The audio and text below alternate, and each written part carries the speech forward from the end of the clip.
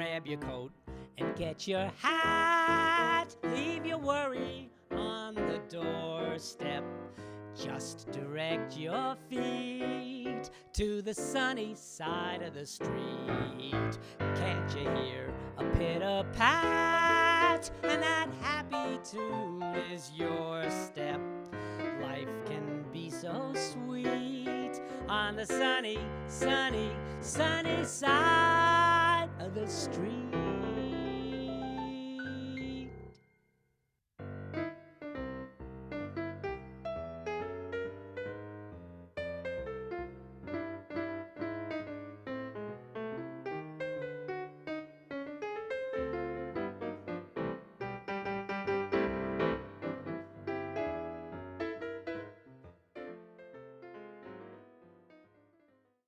Hi, welcome to another Sunny Side of the Street. I'm your host, Todd Gross, a clinical psychologist and director of Adams Street Associates in Newton. And our show has always focused, for all these 20 years, I can't believe it, on the side of human nature that doesn't get much play in the media. The individuals, the groups that do things that are really helping other people and making a difference, having impact, as opposed to the more negative side of human nature that tends to be emphasized a lot. So when we do shows, we try to think of some of the different components of what makes up the sunny side of the street. And one of the things that seems to unite a lot of the programs is the way in which people respond when they have some goal to work on that they can combine forces to work on. And they feel not only achieving the goal, but the process of achieving it helps them connect and have a sense of community and lessens isolation. So this has been one of the things that sport often does. And our show today is going to focus on a very interesting sport, soccer, or football if you're out of the United States. But we're going to hear a story about a group of people that formed a team and what that team meant to those people. I want to give you a quote about the power of being on a team, a sport team, and see if you can guess who would say this. Sport has the power to change the world. It has the power to inspire and to unite people in a way that little else does. It speaks to youth in a language they understand. Sport can create hope where once there was only despair, and it's more powerful than governments in breaking down racial barriers. It laughs in the face of all types of discrimination. So for those of you who are guessing out there, that quote comes from Nelson Mandela. And what we're going to see is a story about women, grandmothers, who play soccer and defy all kinds of cultural stereotypes and sexist stereotypes and produce something really beautiful. And we're going to be lucky enough to have the author of the book about the soccer grannies. But by way of introduction now, we're going to show you a short clip of the soccer grannies in action. South Africa's grannies are showing that you don't need to be young to play soccer, let alone smash the ball into the roof of the net to the cheers of a delighted crowd. This is the Grannies International Football Tournament, featuring teams from as far away as France and the United States. It's nicknamed the Grannies Soccer World Cup. All the players are women aged 55 and up.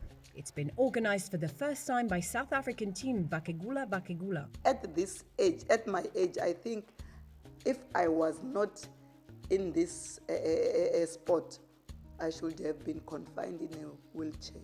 Flora Baloy is a striker for the team. The 66-year-old started playing in 2017 after suffering from severe arthritis. I feel good when I strike. And when I strike, even my inner emotion, I strike. I strike physical and inside me. So a lot of toxins come out of me when I am striking. When she's not scoring goals, Baloy spends her time reading with her 5 grandsons or watching soccer with her husband. And she says she now no longer needs medication. The 4-day tournament, taking place in Limpopo province, features 15 teams from South Africa and other countries, including Zambia, Zimbabwe, and Mozambique. Mo Kelly plays for the team from the US, who triumphed 3-2 over Vakegula on Sunday. We love it. It means so much to us. It's a community, makes us healthy, and we know that they want that same thing. Vakegula means grandmothers in the Tsonga language. The team was formed in 2007 to improve the health of local women. It's since led to the creation of other such teams across the country, as South Africa's grannies kick out stereotypes and show you're never too old for a kickabout. We are lucky enough today to have a person who has written a book about these soccer grannies and plays soccer herself here in Lexington.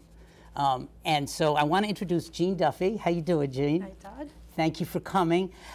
Jean Duffy is a nonfiction writer who's published with the Boston Globe, the Concord Monitor, the Packingtown Review, the Somerville Journal, the Stamford Advocate, and WBUR's Cognoscente. Soccer Grannies is her first book, and what a book it is. She worked for 26 years before as an engineer and manager and as a consultant to nonprofits. So welcome, Jean, and Thank you. can't wait to talk about what you did. I do want to tell the people who are watching that we're going to talk about this book. When I read this book, more than any book I've read in a long time, I had to stop after each chapter because it was so wonderful and the stories were so compelling. And so it says a lot about your writing and also the experience that you went through that you were describing.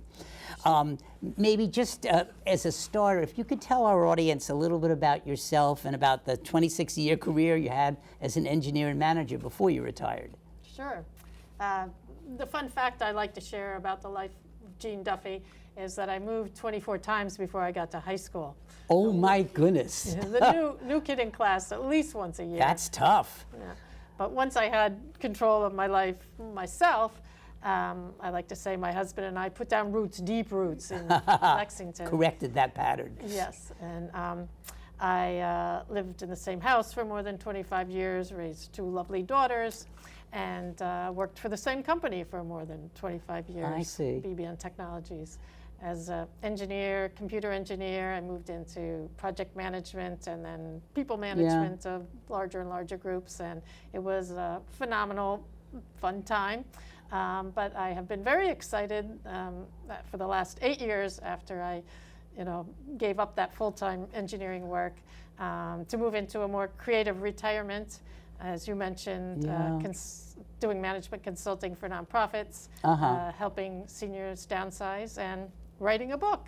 Yeah. Well, and the path to the book starts, I imagine, with how you got involved with the Lexington soccer team, the Lex Presses. That's right, yes.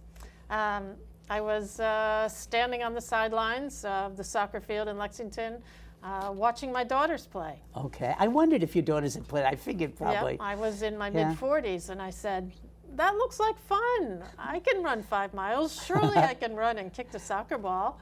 And fortunately, I found a group of women who were just starting to play. And I was hooked in no time. It's such a fun way to exercise, and just a stress relief because you don't think about your to-do list for that hour. You're just focused on the play. And that group of women has become some of my very best friends. Yes, just as we were saying, that the bond is. And did you play any soccer or sports when you were younger? That was my first team First sport time, ever. really? Wow. First team sport ever. I'm kind of just prior to the Title IX kicking in. There was no girls soccer team in my high school, none at my college level either. If I had the inkling that I might enjoy it, the opportunity was not there. Yeah. But now, I've been playing for 20 years now. Our Lexington team has grown.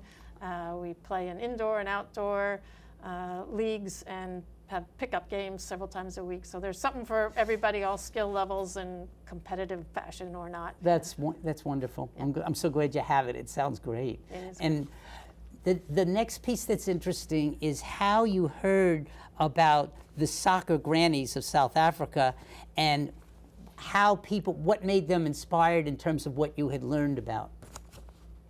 So yes, I didn't know at the time, but just a couple of years after I took to the playing field, this group of women in South Africa started playing. And they were organized by a woman by the name of Becca Nitsanwisi, who was undergoing cancer treatments at a very young age, 35. Wow. And so she's in the hospital, and she had dedicated her life to helping others.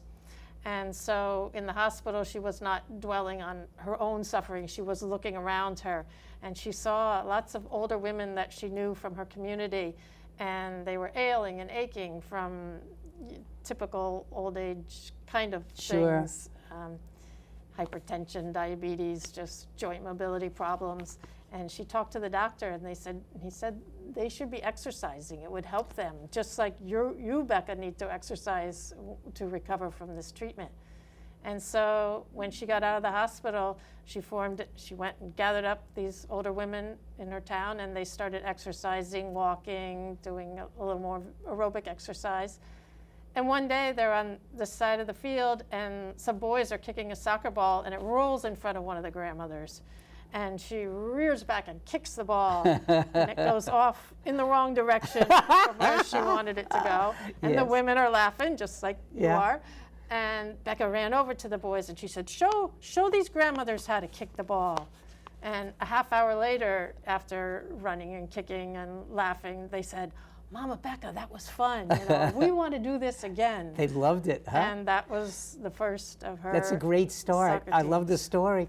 Tell me, it's one thing for Becca to see the plight of women, and in many levels, not only physical, but even emotional, and there were all kinds of issues that we'll talk about culturally too. But what is it about her, what are the things that you noticed about Becca that helped her translate that thought into action?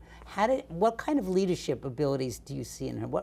There is a charisma. When I watched her, when I saw you guys doing a book tour, she's amazing. Mm-hmm. And what did you see in her? She just has this total loving, giving attitude to life, and it's been with her since the very beginning. When she was a young child, she said she saw other school children walking long distances to school, working at school the whole day, walking home and having nothing to eat the whole day. And so she raided her parents' refrigerator and brought them, pieces of bread or something to eat, and begged her parents, they need school uniforms like everyone else, these kids. She just always had this compassion and love about her. What I have, I want you to have. Yes, yes. Unbelievable. Very giving of her own. She did stuff about helping people, poor people, build homes too, didn't she? Yes, yes. As we'll talk about, many of these older grandmothers are watching 10 to 12 children, grandchildren, and some of them don't have a roof over their heads. So she, brings together resources and what money she can give, and has helped build many houses. That would help our viewers understand why I think one of her nicknames is the Mother Teresa of Africa.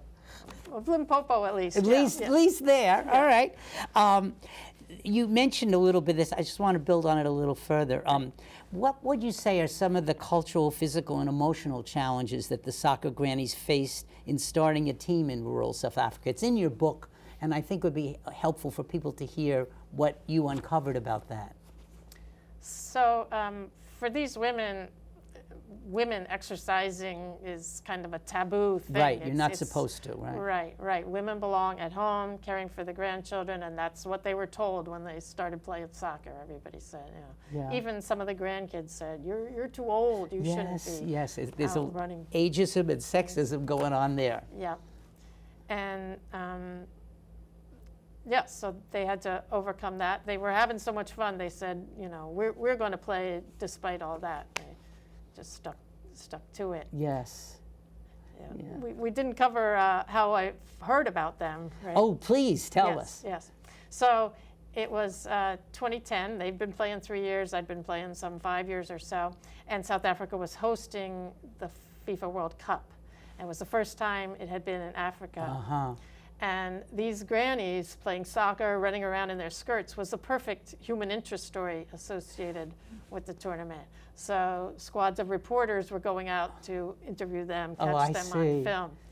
And I'm at work one morning, early in 2010, and I open up my email, and there's a message from one of my soccer buddies with a link to one of these videos by the BBC. And so I see these women, Yes. and even older than my team, they were 40 to 80 years old playing soccer. So that was inspiring at first. But then I just felt such a bond to them, because even though I knew our daily lives had to be very different. Yes. I was sure, I could tell they were loving the same things about the game. Yes, there's a that I common was. feeling there. Yes, that they were feeling, feeling better physically, Yes. that they were getting the same stress relief, Yeah. and Yeah. that they were, feeling the camaraderie of the team supporting them. Yes. Wow. Amazing. And did you, were you the one that reached out to Becca first?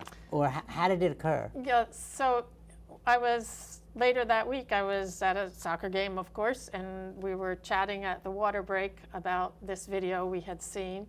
And it was a woman from another team, her name is Ann Strong, because the video had circulated among her team as well. And she said, the United States Adult Soccer Association holds a tournament every year, moves to different states in different years, the biggest adult tournament there is in the US. And she said there's a Japanese men's team that comes every year. It's in Massachusetts this year, and we should invite these South African women to come. There's the idea. Yes. Yeah, so I went home and Googled and found Becca Nitsanwisi's name, and that she was a radio talk show host. Yes, yes. And I found her email address at the radio show and contacted her. And Ann Strong had actually beat me to it a little bit, but because Becca replied and said, yes, we would love to be sister soccer teams, and I'll see you in July, because we're coming. So she had that vision already, like, we're going to do this. That seems to be so central to her for everything she does. Yes, she sets her dream, and it's going to happen. Yeah. In the book, you give a lot of examples of both the courage of these women for doing this, and also the difficulty in bringing them to Massachusetts. I wonder if you could take the people along with you on some of the journey that you had to go through, because even your group's attempt to deal with some of the struggles on our end and then on their end to get them here says a lot about the determination of everybody to make this happen. Right. So from that first email, we had 5 months till the tournament would start, and I think there were hurdles in front of us that I don't know if Becca knew. I certainly didn't know. She had to fill out passport applications. Many of these women hadn't left their village, or perhaps just the province of Limpopo, and some of the women didn't have an opportunity to be educated because they needed to be working in the fields next to their mothers. Absolutely. So, Becca would have had to help them get their applications filled out. We were both trying to raise money. This was before GoFundMe, and all I'd done you didn't have that to do. Yeah. Right. All I'd done was help my daughter sell Girl Scout cookies. I had no experience, but I made a fundraising flyer and asked my teammates to share it with friends and family. And we raised about $5,000, something like that, which wasn't going to fly too many people from South Africa. Becca had a lot of promises from the government and from some commercial companies in South Africa, but in the end, they didn't come through, They did not come through. Yeah. And so it was about a month before the tournament, early June, when I'm Googling one morning for, soccer grannies and Becca Nitsanwisi, and up pops a New York Times article about these women. Oh. And at the end, their desire to come to America, but that they were lacking funds. Oh, so that's helpful. Yes, very helpful. And then with an address to send money to, or some organization? There was not an address. Nothing. So the people who were motivated had to find out the contact for the tournament people, and then they would point her to me. So they had to do a little work to be able to get that way. Wow. And that shows their determination too to be a part of it. Right, that they saw touched by it and wanted to be a part. Of helping it. And about a week and a half later, a similar article ran in the LA Times, and it was from there that someone was motivated, and she actually said, my company sponsors professional soccer teams. How much money do you need? Oh my I'm going to God. go to the president and see whether I can make this happen. Oh, that was wonderful. That Wow. was the miracle we were waiting There's for. a lot of miracles around this story. That's one of them for Yes. sure. So once we thought, okay, we have that money in hand, they had to get visas. Okay. And that can be a timely process. And so Becca loaded up 20 of them, transported them 4 miles to the nearest U.S. consulate in Johannesburg. And they spent 2 days, filling out paperwork and being interviewed. We were calling in from here, explaining the situation, how this was a wonderful opportunity for these women, a magical Yes. power of sport kind Yes, of you thing. bet. Yeah. And of course, they couldn't, they had to follow the rules. Yeah. But we got a delighted call from Becca that she had 19 of the 20 got visas. So they're all riding home, so excited to pack their suitcases and go on this big trip. And we go to buy flights. And we find Oh boy. this is right when everyone's traveling back from Nobody the had World frequent Cup. flyer miles for sure. They had no frequent flyer miles. And so this is now 3 days before the tournament starts. Another big roadblock to get past. Yes, flights that we could afford. Right. And the corporate sponsor wasn't going to, if we could only bring half of them, the corporate sponsor, that doesn't No. achieve their goals. Right. But fortunately, we had a friend's husband who was a super world traveler, and he pieced together, 3 different flights, putting them on with exactly the amount of money we had. And so the day the tournament started, 19 travelers streamed through the Boston airport, and we were just I could just imagine what it was like to greet them. Well, yeah. Were you there when they came? I was. Oh, that must have been We were really holding very. South African flags. Oh, and, God. yeah, shouting out. There's so many levels of this that strike me. I just want to get your reaction to it, Jean. Like, one of the levels is the power when people have a vision in common, that the obstacles come, but they keep saying, we're going to get through this. This has to happen, and where help seems to come from in all these different directions. And the other part is, I'm feeling a lot when I was reading the book too, is creating a connection between our 2 continents too. How big that is on the world stage, and what a lesson of what can be done. Yeah. Yeah, even though it seemed impossible as we were Right. getting closer, we couldn't give up either. We couldn't not keep trying till the very end. It just Well, it's that spirit that I'm hoping the audience is picking up on. And if any of you have things that you're trying to accomplish, this is a story that keeps inspiring that you can make things happen. And sometimes it takes some luck, and it takes a lot of planning and a lot of thinking and a lot of sort of problem solving and a lot of community and a lot of outreach, like you said, and knowing when something could be useful, like, of course, the New York Times, that was a big thing, but even taking the resources of the group here in the United States and how one person helped with flights, finding good flights, everybody pitches in, and everybody gets a good feeling from that. right. And that was true in spades once they arrived, because we had almost no warning to figure out how to transport them. Who's going to do Yes. Costco runs? Who can get donations? Right. of Oh, some the food and everything. I water remember and- that too. Yeah. We had to And were they pull all that eating together. American food or a combination of any food? Did they get a chance to eat any of the food they were used to eating? At one point, during the tournament, they ate American food. Yeah. We housed them near Lexington for a couple days after the tournament, and there one of them wanted to go shopping and try to make her native pat dish out of white cornmeal, and she did her best. It wasn't quite Yeah, a the little usual. bit, at least something in that vein. Yeah. I was also going to ask you if that when they started playing, a little bit about what they're like playing and how people receive them. What was it like in the tournament? What was it like when they were out on the field? Even some of the things that show their culture, and also what they brought for us to learn from. That's a good question. Yeah. So, we traveled by bus to the field, and they immediately loaded the boxes and chairs onto their heads to carry them hands-free across the field Yes. for us. That's not a talent Yes. I have.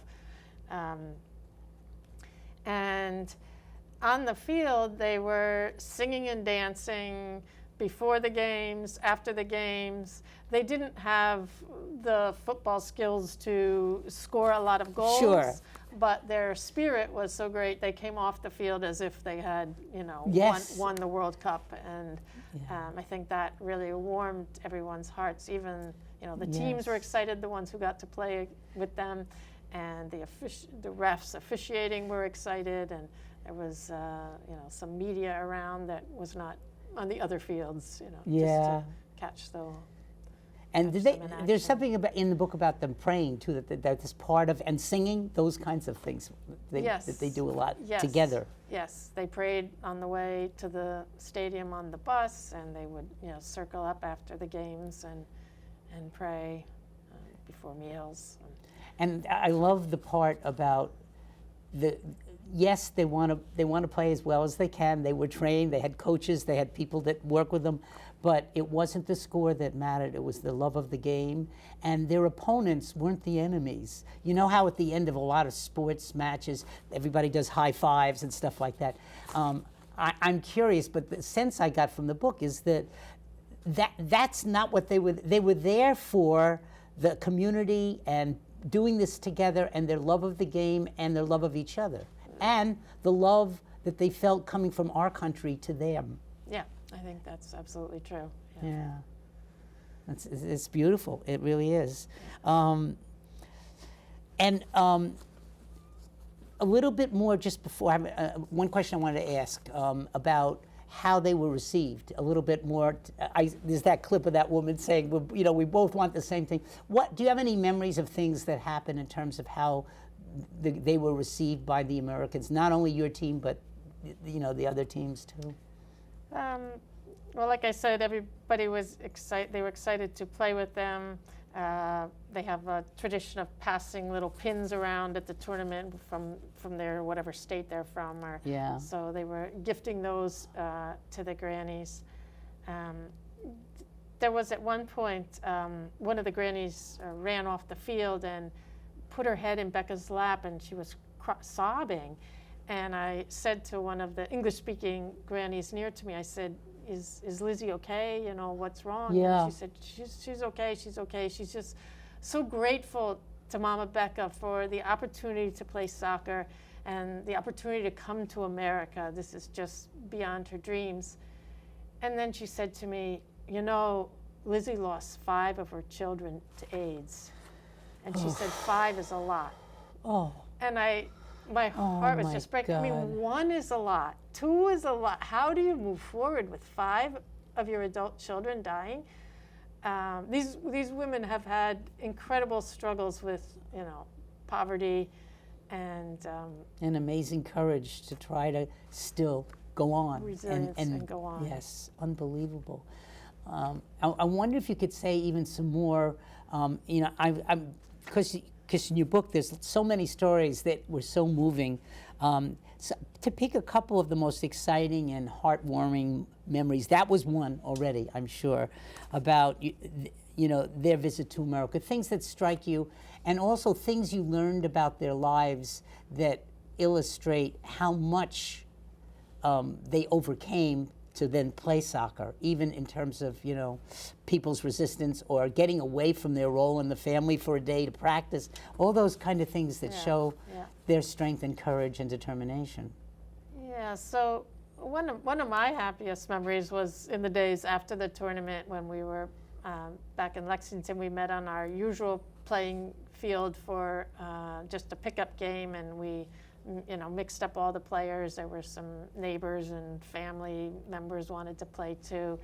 And just the warmth of the game, Yes. being able to set up plays with the women. You don't need to speak the same language to Yes, be it's universal. laughing and kicking the ball. Yeah. One of them, her shoe flew into the goal instead of the ball. I said, that counts. Oh, God. So it was, that was just the warmth, our shared love of the game came through really there. Yes. a lot of this stuff also that was very interesting to me was the physical gains these women made because of playing soccer. I mean, that woman said that in the little clip before. No medication anymore. That's pretty wonderful. You know, it says a is. lot. I was talking with my staff about this, suggesting that they get the book too, and one of the women, one of the therapists in our group said, you know, what strikes me about what you're saying is movement is so important, especially as we get older, all through our life. But they're having impact and they're moving. Yeah, the exercise, just expending the energy, I think gives you more energy later. And so they go home happier and ready to greet their grandkids and run around with them and play soccer. And I also love, I was watching one of the clips about the coach working with them, and one of the women fell down, and he had a way of reframing that. What did he say? He said something about that it shows, you know, you have to fall down to be able to get up and play. Yeah, and soccer is medicine or something like that. Exactly. It's a way of sort of saying no judgment here. That's not what we're here for. It's the process. Yeah, and everybody helps each other back up, and off we go. Another amazing lesson. I'm telling you. Now we also have the reverse happen. The story in the book about how the American team got invited to come to South Africa and play. Can you say a little bit how that occurred? I love both parts of the story. They're both awesome. Yeah, so yes, well, before Becca left the United States, she said, you know, you must come to South Africa next year. We want you to visit us. And we said, great, yeah, that'd be fun. And so it was 5 of my teammates and some assorted family members. We went. And just a reunion with these women. She organized several teams from nearby places to come, and they just hugged us. You know, Grannies we recognized, Grannies we didn't recognize. And we played another pickup game on the field with them. That was wonderful. Nice. One of the younger Grannies was getting married that weekend. Oh, really? And so we crashed her wedding reception for a little while, which was fun to experience.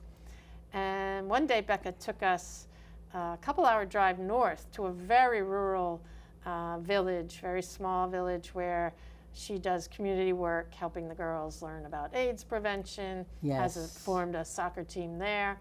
And it was Women's Day, celebrated nationally for the role of women in the anti-apartheid movement. Yes. And so this was a day honoring women. There were speeches.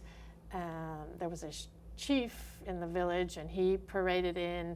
And while they're honoring women, the women are also bowing down to the ground and not looking him in the eye as they walk by. So there's an interesting juxtaposition to observe for the American. Oh, that's great. That's great.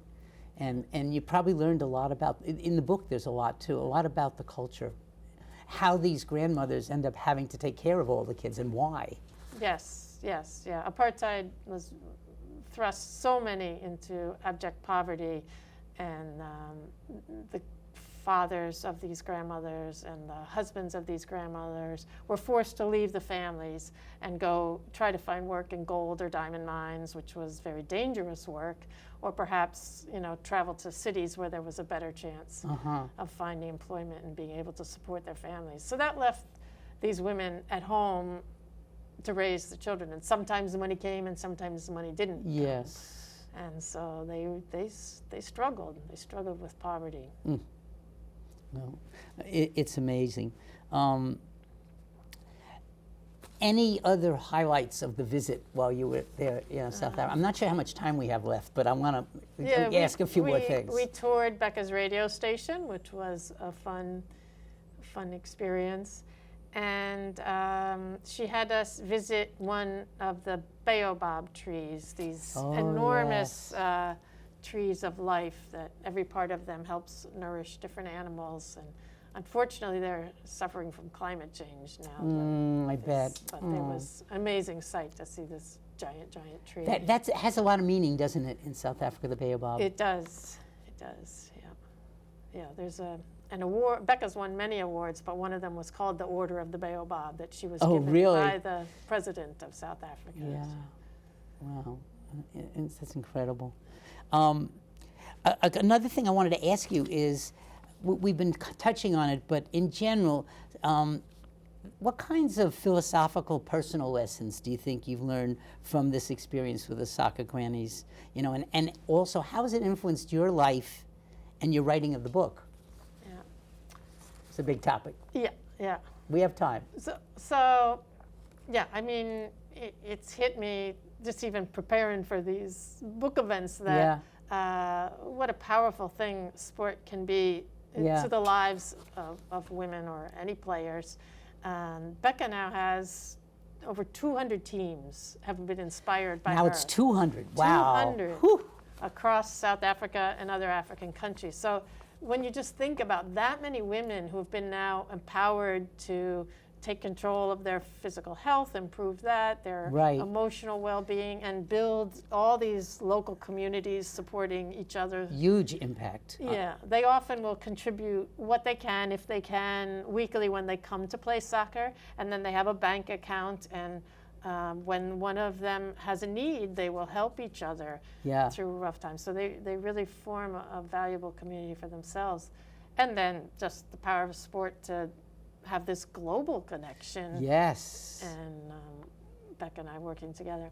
And then personally, I've learned from Becca also what you mentioned earlier about this ability of her to dream and set a vision and voice that, and amazing miracles happen. Yes. So the one with the video clip you played at the beginning. Yes. When Becca was in the United States in 2010, she said, "Before I die, I want to host a Grannies World Cup. Ah, yes. I want all the teams to come together." And 13 years later, just this March, this is beyond anything that got covered in the book. Yes. She hosted this tournament.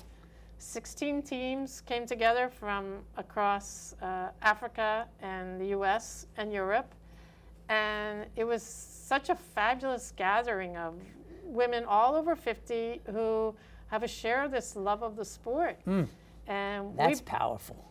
Yeah, absolutely. We brought 3 teams from Massachusetts. Did you? With a couple of ringers from Florida and California thrown in. But women in their 50s, 60s, and 70s. Did you go to? I did. You did? Oh, wow. And we told these women, we don't know exactly, the details were fuzzy, how many teams, how many stadiums, even to the last minute. The things were a little fuzzy, but we said, trust us, this is going to be an experience you will not forget.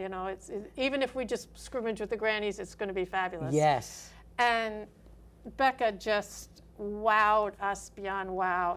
We got off the bus, and the opening, there was a parade through the town, each team behind the flag of their country. The streets were lined with people, was giving us high fives, wanting us to take their picture or hug us. Oh, wow. And then we went into the stadium, and it was packed. The stadium was packed. Wow. And if you think about Becca going from the point, and the first Grannies team, going from the point where people were saying, you belong at home, not on the field, to now bringing this international event to their town, and this, all this excitement.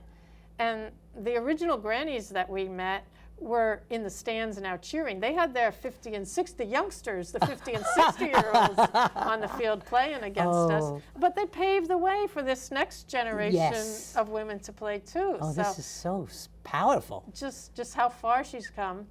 And for me, I'd never played. Must have been more exciting for you to be playing. Super exciting, yeah. Not starting my first team sport till my mid-40s. I'd never played in front of 5 people, let alone a stadium of people singing and dancing for every goal that was scored. I love to picture that spectacle. It must have been amazing. Yeah, and before a game, we would line up in the stadium tunnel, one behind another, the two teams, and they had two teams of girls in uniform, and each one of them would take each one of our hands and parade out onto the field, play the national anthem with hands on heart, and it was just an amazing experience for us. Oh, it sounds incredible, incredible. And there's a tournament now that's coming up next week too? There is, this annual U.S. tournament. Yes. It's going to be in, I'm pretty sure it's North Carolina next week. Yeah. And you'll be in that too? I am not. No, not I'm in not that going one? to Okay. that. No. Yeah. Well, there's another dimension of this that I want to ask you about too, and that's you, the writer, because you wrote this book, and it is, I can't say enough to people watching, if you read it, just put a box of tissues next to yourself, because it's so from the heart and so well written. And I would like to hear a little bit about your journey as a writer too. Sure. So when I started this, so I guess right in 2010, 2011, one of my friends said, this was such an amazing experience, meeting these women from South Africa, on both, playing the beautiful game on both sides of the Atlantic. Somebody has to write a book. Someone has to share this story. And so I kind of tucked that seed of an idea away in the back of my brain. And when I left my full-time work in my mid-50s, I took first creative writing class, adult ed in Lexington. Okay. And I mean, I had never written anything other than... And in your work, you didn't have to do a lot of writing, right? No, emails. I mean, you want to do persuasive emails. you craft it, but I had never... Not the same as a book. That's a No. huge challenge. That's why I really want people to hear this story. And if there's any writers out here in our audience, this might inspire you too. Yeah. So I started taking a creative writing class and another, and graduated to Grub Street down in Boston, which is a wonderful resource. It took me 4 years to get the first draft of it, and I put it in the hands of a couple of writing consultants who advised me, where to take it next, namely to add all the research that I did. And the more I folded that in, the more motivated I was that this story had to get out there. Yeah. And so 8 years later, I have a book, and it's even the publication story. I mean, my agent plays recreational soccer. Oh, and really? My publisher was on the women's national team. So wow, so it's they kind of were a- into it for sure also. Yeah. Wow. And you had a bunch of other women that were writing also books. I remember hearing that at the book thing. Yes. At one of the first classes I took at Grub Street was a memoir progress class, 10-week class. And at one of the last classes, one woman said, does anyone want to keep meeting as a writing group? And 5 of us raised our hands, and it's now 6 years later, and we're still meeting regularly every 2 weeks. And that has just been fabulous. I mean, 3 of us are publishing books this year, which I That's think pretty amazing. is incredible. And I think the other 3 are coming along with right each other, behind us. encouraging each other, I imagine. Yes. With the meetings, it kind of drives you to have 5 pages ready to bring, so it keeps you marching forward. At this point, we know each other very well and our writing projects very well, so we can give quick, valuable feedback. And we've shared resources as we've gone along the way. If we spotted an article that would be helpful for everyone, we share that. So we've accelerated each other's learning, I think. Yeah. And then, writing is a very solitary, lonely thing with ups and downs. So having a group that's going through the same thing and can cheerlead for us That's powerful and very when helpful. it's going well or not going well is. I'm really interested in what are some of the challenges that you faced writing this, too. What are some of the things that were difficult but you had to overcome? So one of the consultants told me I needed to add more of my story into it so that the reader would care about the narrator of the story. Okay. So I was like, what about me could possibly be interesting? Well. But I dug as deeply as I could to share some of that.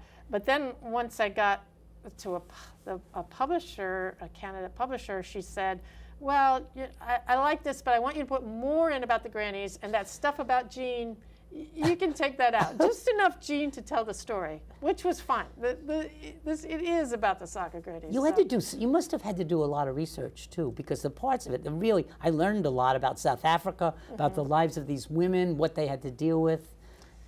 Yes, I got connected with a historian specialized in Southern Africa from Bridgewater State, and Dr. Megan Healy Clancy. Yes. And she put up with my questions when I didn't know very much at all. Yes. And pointed me to books I should read, research papers I should read. And then she actually read a draft once I had inserted some of the research and, cautioned me if I was veering into culturally sensitive areas, or, identified if I was missing things she thought should be added. So that was invaluable in understanding and learning so much and conveying that. It feels like the same story in a way for you on your journey, that you had the right support and and also the right insights about what to do, and then got feedback to keep tweaking it and making it the way you want. Yeah, it was a team effort. A team to get effort there. again too. Wow. One of the things that was very funny in the book signing that I went to was your daughters, who were just lovely and were very obviously proud of you for what you did, and that was beautiful to see. And I think it was your younger daughter made a really funny comment about, well, the book's great, Mom's great, I love what she did, but we got written out of the book a little bit. Yeah, if I was getting written out of the book, they definitely got written out That's of the book. what, there's always a cost, but oh my God, it's really funny. Anything you want to add about lessons you think we can learn from those South African women? Because I think a lot of what I left the book feeling with is they are also our teachers in many ways too.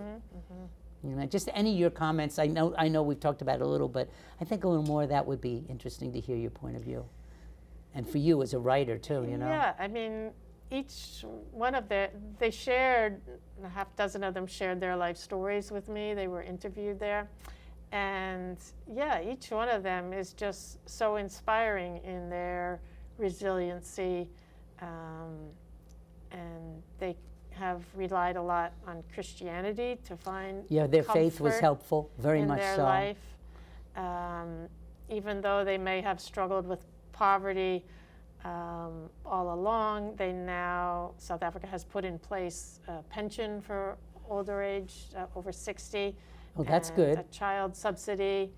And even though those amounts would sound meager to us, for them it was more than they had ever made in their lives. I'm so glad they got kind it. of the breadwinners of the family. Yeah. And they have also, they continue working into their older age, making crafts, making baked goods, selling those, so that also supplements income. So many of them, they may be living in a crowded house with multiple generations, but they're kind of gotten into a better spot now later in life, not quite the relaxation that we might hope for in their later life, and then to top it off, the soccer to round things out and improve their health. And well, a couple things that I'm thinking about as you're talking, just for your comment. One is the change in their self-esteem, and also a question about the respect maybe that they have been accorded,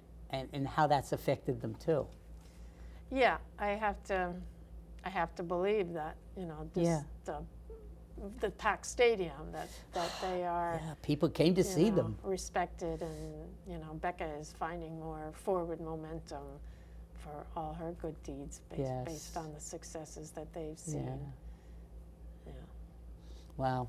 And how about a couple comments on future directions for you and what of this situation, and if it's led you to have your own visions of more things? Yeah. Well, your dreams, Yeah.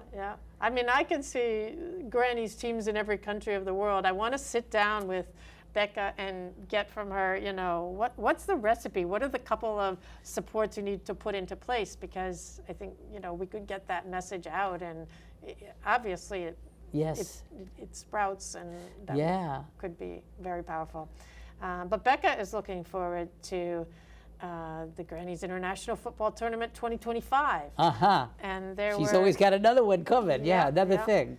They were, bigger and better. There were, unfortunately, there were teams across Africa that were posting on social media, fun videos about, them kicking the ball around and singing and dancing, and we're coming and we're going to bring home the trophy. And then in the end, they didn't have the resources to get there. And I know that broke Becca's heart. Sure, and, it's heartbreaking for us to see. So, we're hoping closer to the tournament to try to rally, connect, teams to sponsor other teams to make the trip. And you could be involved in that, right? Yes, definitely. Absolutely. Yeah. So for the near term, a group of us in the U.S. have stood up a GoFundMe.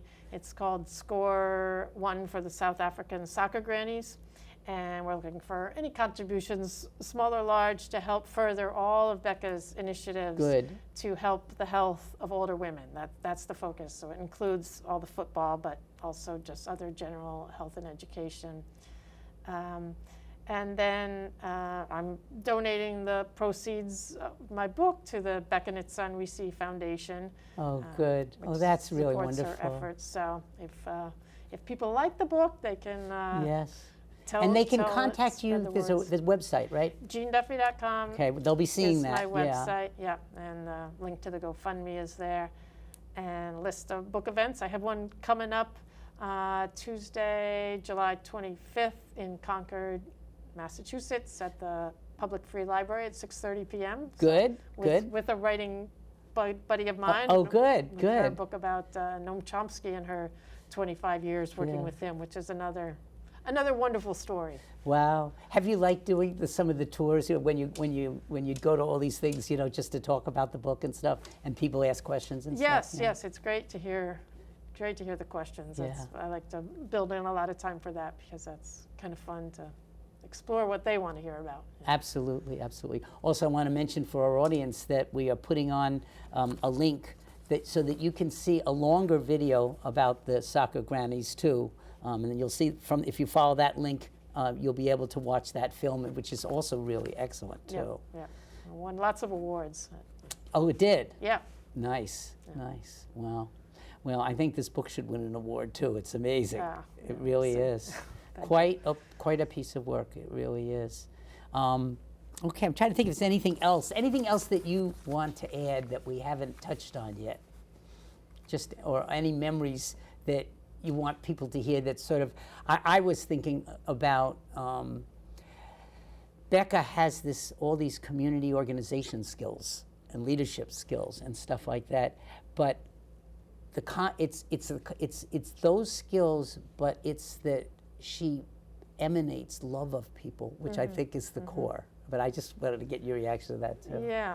I mean, she herself, does not own a house, and she will walk. She doesn't own a car. She will walk kilometers and kilometers to another village and stay overnight and sleep on the floor in the homes of these people and listen to their stories and eat with them and just show them love and compassion. And then she'll walk home, carrying those burdens with her. Yes. And that empathy. Yeah, it's just, she gives she hopes to rally and pull together things that people need and contribute what she can. But yeah, she just doesn't stop. It seems also, and you mentioned this, that one of those skills that's so important is that she's a good listener. And she listens with her heart. Yes. And that seems to be, those are things that work. They just work, Yeah, they call her Mama Becca out of respect. Mama Becca, right. Yeah, it's a totally inspiring story.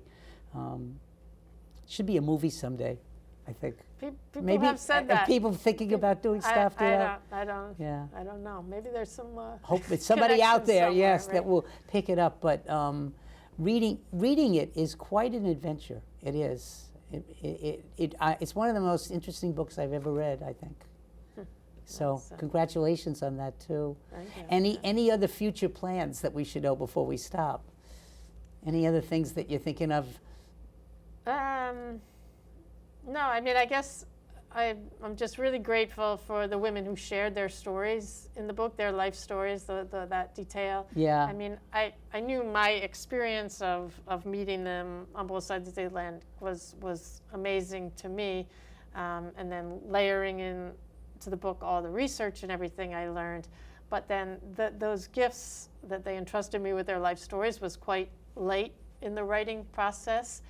And by then, I had learned all the context of the South African history Yes, and the yeah. political So that was and really social good to know that. pressures on them. And so, yes, of course, their fathers and husbands left the family to go Yes. work. Oh, there's a lot of and- heartbreaking stories about being isolated and left alone and Yeah. forced into roles that they had to play, no Yeah, choice. Yeah, and it just kind of all fit in and made sense once I received those gifts of those stories. And to me, their stories are the nugget of the best part of it. Another one part of what I heard too was the violence that some of them encountered in their Yeah. own personal lives too. You know, Yeah, And physical they had to- abuse.